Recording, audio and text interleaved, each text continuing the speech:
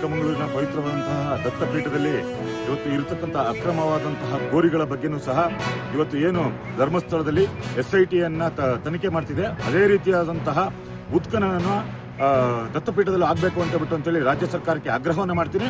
ಮತ್ತೆ ಆಧುನಿಕ ತಂತ್ರಜ್ಞಾನವನ್ನು ಬಳಸಿ ಗೋರಿಗಳಿಗೆ ಯಾವುದೇ ರೀತಿಯಾದಂತಹ ಹಾನಿಯಾಗದ ರೀತಿಯಲ್ಲಿ ನಿವೃತ್ತ ನ್ಯಾಯಾಧೀಶರ ಸಮ್ಮುಖದಲ್ಲಿ ಅದನ್ನು ಉತ್ಖನನ ಮಾಡಬೇಕು ಅಂತೇಳಿ ನಾನು ರಾಜ್ಯ ಸರ್ಕಾರಕ್ಕೆ ಆಗ್ರಹವನ್ನು ಮಾಡ್ತೀನಿ. ಮತ್ತೆ ಜಿಲ್ಲಾಧಿಕಾರಿಗಳಿಗೂ ಸಹ ಈಗಾಗಲೇ ಮನವಿಯನ್ನು ಮಾಡಿದೆ.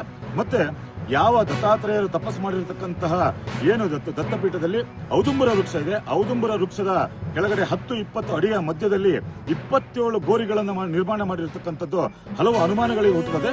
ಹಾಗಾಗಿ ದಯವಿಟ್ಟು ರಾಜ್ಯ ಸರ್ಕಾರ ತತ್ಕ್ಷಣವೇ ಇಲ್ಲಿಗೂ ಸಹ ಒಂದು ತನಿಖೆಯ ತಂಡವನ್ನು ಕಳಿಸಿ ಉತ್ಖನನವನ್ನು ಮಾಡಬೇಕು. ಇರತಕ್ಕಂತಹ ಗೋರಿಗಳ ಯಾರು ಸತ್ತಿದ್ರು, ಮತ್ತೆ ಆ ದಾಖಲೆಗಳೇನು, ಗ್ರಾಮ ಪಂಚಾಯತಿಗಳಲ್ಲಿ ಯಾವ ದಾಖಲೆಗಳಿದೆ, ಮತ್ತೆ ಪೊಲೀಸ್ ಇಲಾಖೆಯಲ್ಲಿ ಯಾವ ದಾಖಲೆಗಳಿದೆ ಅಂತ ಪರಿಶೀಲನೆ ಮಾಡಬೇಕು. ತತ್ಕ್ಷಣವೇ ಉತ್ಖನನ ಮಾಡಬೇಕು ದತ್ತಪೀಠದಲ್ಲೂ ಸಹ ಅಂತ ಆಗ್ರಹವನ್ನು ಮಾಡ್ತೀನಿ.